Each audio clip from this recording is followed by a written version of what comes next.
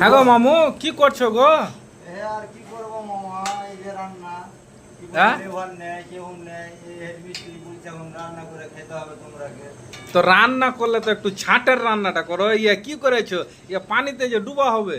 আর ডুবা হোক আর যাই মন তাই হোক বাবা, এই যা পেরেছি করেছি, এর থেকে যদি বেশি কিছু বলো তার পারবো না বাবা। পারবো না বললে তো হবে না বাবা।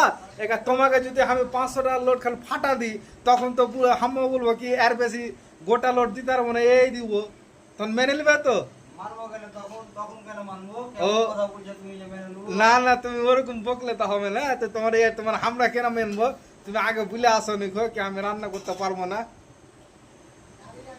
হ্যাঁ, ওটা কি আর বাবা জানতুম? ওটা যদি জানতুম তার এখানে আসতুম রান্না করতে তোমার কাছে? না ওইটা তো এগুলা বাবা, এটা অন্যায় কথা। তোমাকে বলতে হবে তুমি আগে কেন ভাঙিয়ে চলে আসোনি। হ্যাঁ, ভুল হয়ে গেছে ওটা